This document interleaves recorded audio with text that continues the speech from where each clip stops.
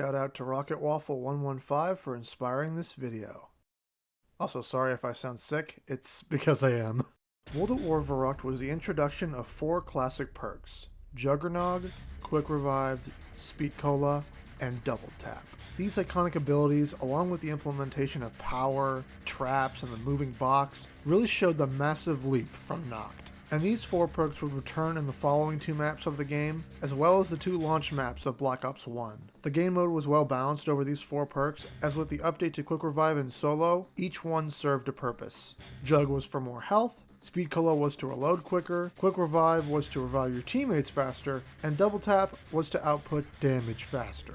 However, back when World at War and BO1 released, and still to this day, there's this misconception that Double Tap wastes ammo.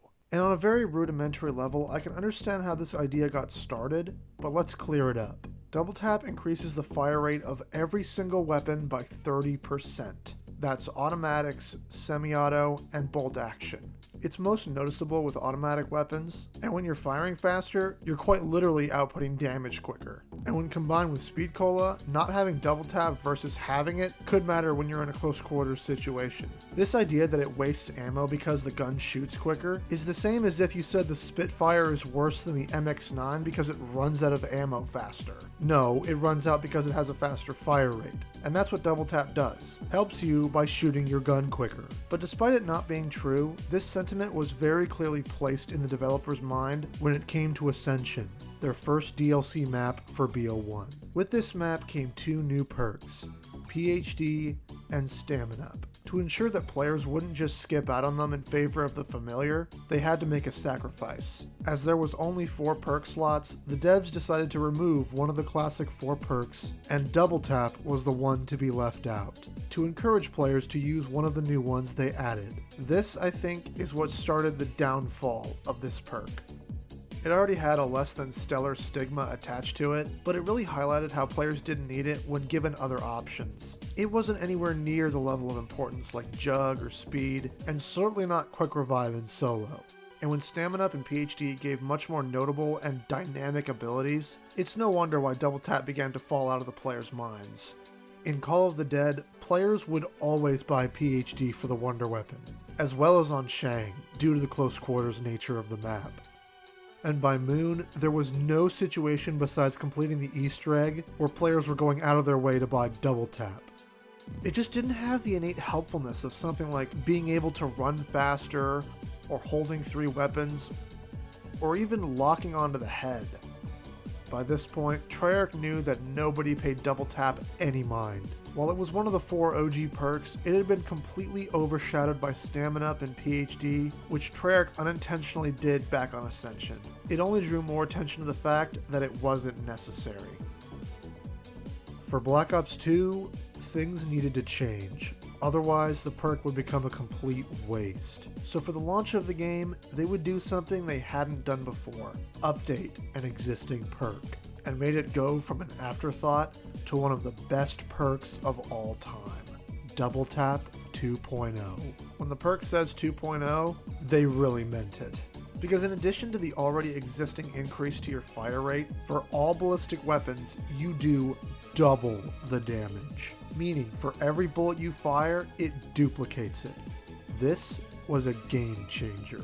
And due to the difficulty of getting Pack-a-Punch on transit, a lot of players began to gravitate towards this improved perk. Now, Double Tap went from a perk no one used since Ascension to a perk that everyone used in both solo and co-op. And as we moved into Black Ops 3, this only became more true. Now with the inclusion of fast mag attachments on most weapons, along with the meta perk Widow's Wine, the perk selection was getting less and less diverse. With a perk as useful as Double Tap 2.0, it would be stupid not to run it. And in Solo, because Quick Revive is almost a requirement, now the options were becoming more and more limited. This was just one of the many incentives to use one of the numerous gobblegums that gave you extra perks, to get even a semblance of variety. Treyarch had opened Pandora's box with this. Double Tap 2.0 was so good, you didn't even need to Pack-a-Punch for so long into a match. And with it taking up a perk slot, variety was decreasing.